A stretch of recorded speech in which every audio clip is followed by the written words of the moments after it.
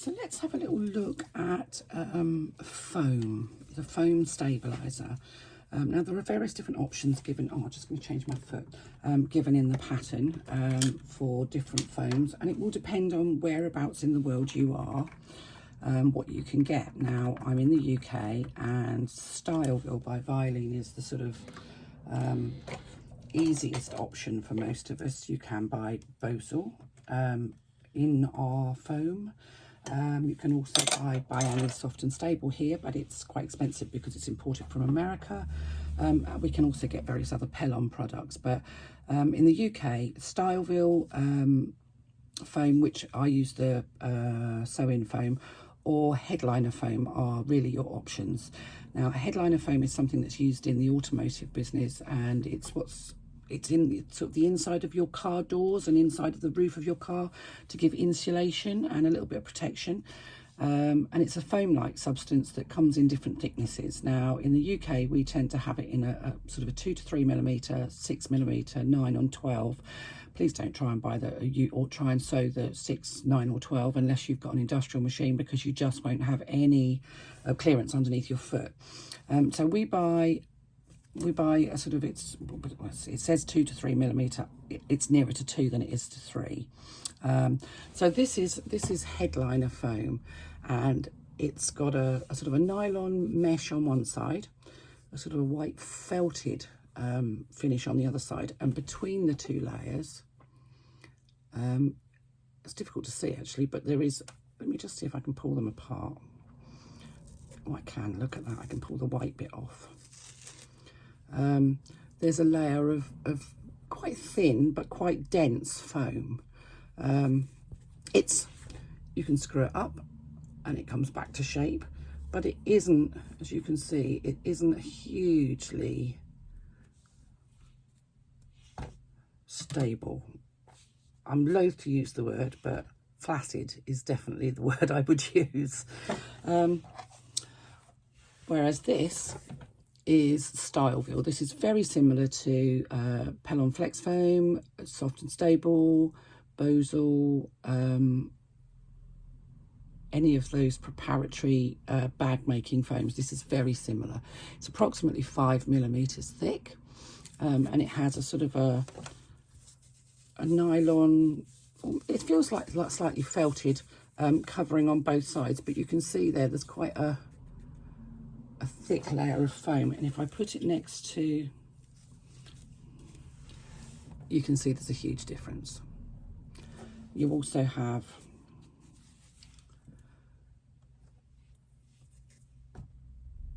it has the ability to bounce back.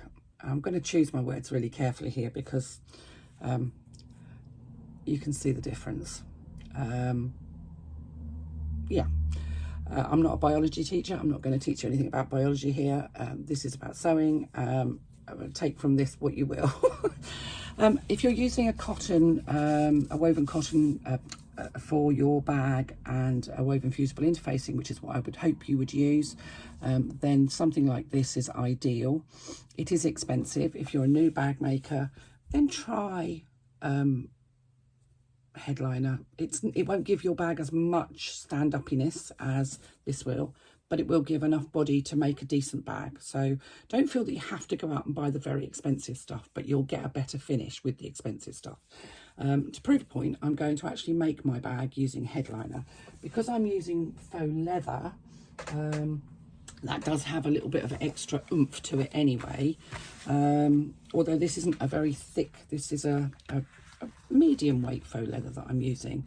But I have my headliner underneath. Now, I've already fused my piece of Decaville to the top of my exterior panel. And I've had to leave it to cool, otherwise it's like watching paint dry. And that's 3/8 of an inch away from that top edge, and sort of there's a gap all the way around. So you position it centrally 3/8 of an inch away from the top edge. If you're using faux leather or cork, you may be able to get away without using that. But I like it because it keeps the top of the bag standing upright.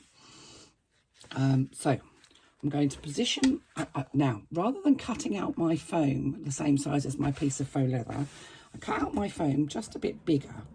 And this might seem wasteful, but my golly, it saves a lot of effort.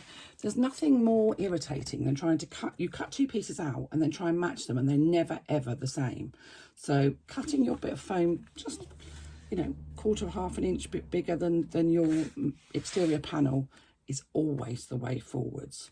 So what I'm going to do is I'm going to baste around the outside edge of my exterior panel onto my foam. I'm going to use the longest stitch length I've got.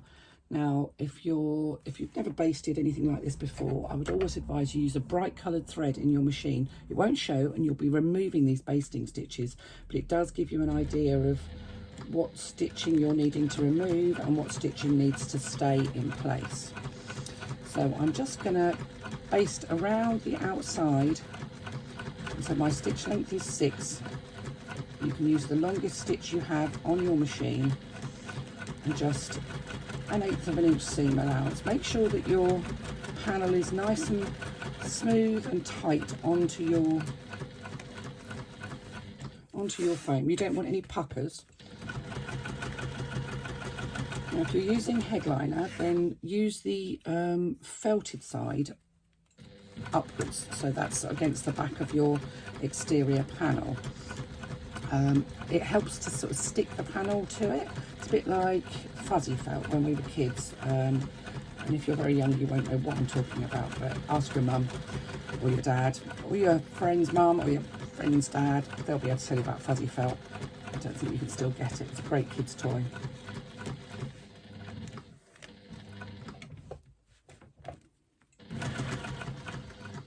You don't need to back stitch at the beginning or the end because these stitches, as I say, will be coming out.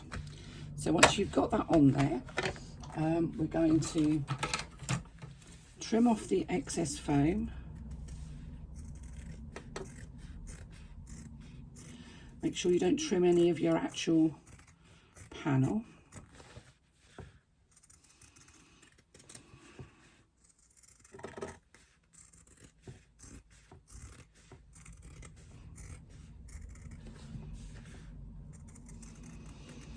Just trimming off around the outside. So some people say, oh, that's ever so wasteful, but you're not really wasting a lot. It's just that bit around the outside.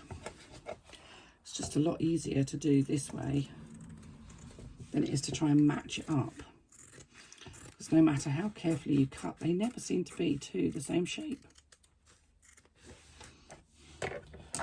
And there we have it. Now, the one thing I will say is you'll know which is your piece, which is the top piece, because it's got the decorative, and you'll be able to feel that. Is just mark the top so that you know that that's the top of your bag and that's the bottom of your bag. Okay, and bear in mind that this is higher than it is wide, so you must make sure that you've always know which is the top and which is the bottom, because if you have it that way, it's not going to fit. Things are not going to work. So it needs to be the right way up. So I'm going to continue to do that with my other exterior panel and my, let's turn that over, and my gusset. So the gusset's also going to be done in exactly the same way. And I will see you once I've done that. So now we have both of our exterior panels, both of which have got the top marked on them, so I know which is the top and which is the bottom, and they've been basted to 2/3mm headliner. I'm using faux leather for these. They have got the Decaville, but they don't have any of the woven fusible interfacing, because you don't need to add woven fusible interfacing to faux leather. And this is my gusset panel, again basted to the headliner, and I've added the second part of my snaps here. So use the measurements from the pattern. For the life of me, I can't think what they are. Let me just double check and see if I've got that. Oh, yes, I have. 4 3/4 on the larger bag and 3 3/8 on the smaller bag, and you're positioning them centrally. So because this is 4 3/4 wide, you're positioning that 2 3/8 in from either side. So centrally once you pull this down from the short end on both sides. So that's your snaps fitted. And you can see the back of the snaps. It goes through the foam as well. And they're quite sturdy, quite stable. These aren't supporting any weight as such, so you don't need to add extra kind of Decavil or anything like that underneath them. The foam is sufficient. So those are the component parts for the exterior part of our bag completed.